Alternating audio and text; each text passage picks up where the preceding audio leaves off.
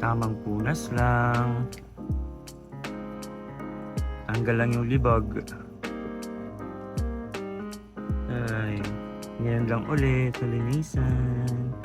Libag. Grabe libag.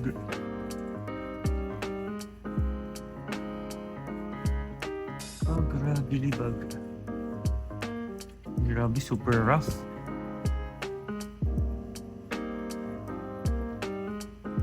Ito, lalagyan ko to ng oil mamaya para dark siya. Dark yung kulay niya. Kasi puti na eh. Sa goma yan eh. Galing ko lang muna. Daming libag. Mamaya. Before and after tayo. Yan, sa pagputol ko ng strings and sa pagtanggal ko ng mga guitar pins, ito yung gamit ko, yung parang 3-in-1 na tool. Pero yung sa akin, kalawangin na. Yung may cutter siya ng strings, tapos meron siyang pantanggal ng guitar pins, and meron din siyang winder. And also, ilalagay ko na lang dyan sa link below para maka-order din kayo ng ganito. Matagal na to sa akin, ilang years na to. Yan lang kinalawang mo. Diba? Pero nakapagputol pa din siya ng strings. Madali lang siya makaputol. Right, nilagyan ko na siya ng lemon oil. Hindi ko na na-video kung paano ko nilagay. Pero patak lang, tapos yung finger mo lang yung gagamitin mo sa pag-spread ng lemon oil. And speaking of lemon oil, ito yung gamit ko. Musical City lemon oil for guitar fretboard. 300 ml. Tapos may kasama na siyang microfiber na tela. Free. Ganito. Lagay ko na lang dyan sa link para order din kayo ng ganito. Tamang punas lang mga kaibigan.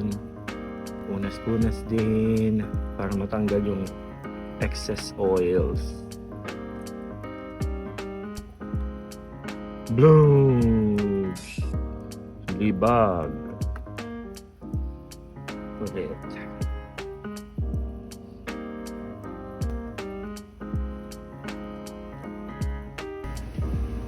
Marami ng bako-bako.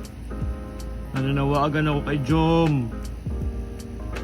Jom! Magpapa, set up ulit. Ang dami ng libag. And this is the after effect. Tapos ko nang nalagyan ng lemon oil. Yung marami pang bako-bako sa fret wires. So as is lang muna kasi hindi ako marunong mag-fret rounding. Papaset up ko na lang to sa kaibigan kong luthier dito. Pero at least ngayon, fresh na yung fretboard natin. Right. Ang ganda ng lemon oil. And sa ngayon, ito muna yung gagamitin kong strings.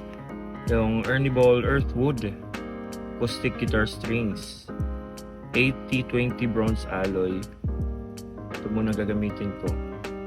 Extra light. Hindi ako masyadong mahilig sa mabigat, sa makakapal na strings. Dati mahilig ako niyan, kaso yung kamay ko is napapagod sa kakapindot ng mga chords. 3 sets pa naman yung tugtugan dito. Matagal.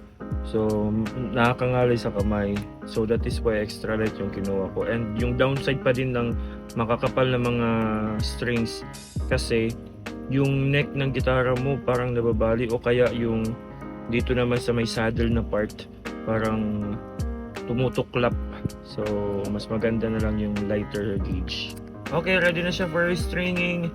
I-transmission na natin to. Let's go! 1, 2, 3. Magandang strings na nalagay natin, guys. Okay na. Bago na. Ready to fight na tayo mamaya sa gig. Yan. Puputulin ko na lang yung mga excess dito. Gamit yung tool. Kanina, yung 3-in-1 tool natin. Ito. Alright guys, meron lang akong ibibigay sa inyong tip kung paano nyo ilalagay yung end ng strings dito sa butas. So ganito lang yan. Tip 2 from Perf de Castro. Papasok mo yung strings dito, yung merong Anong tawag dito? Basta yun na yun. Tapos, lalagay mo yung guitar pin dito. Tapos, wag mong ipapasok yung buo. Half lang muna.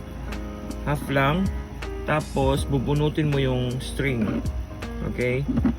Bubunutin mo hanggang sa parang may nalock. Tapos, dun mo na ididiin yung guitar pin papasok. Yun. Tapos, lock na yan. Okay? Yun lang. Yan again, kung gusto nyo pa ng mga guitar stuff, follow me for more. See you in the next video.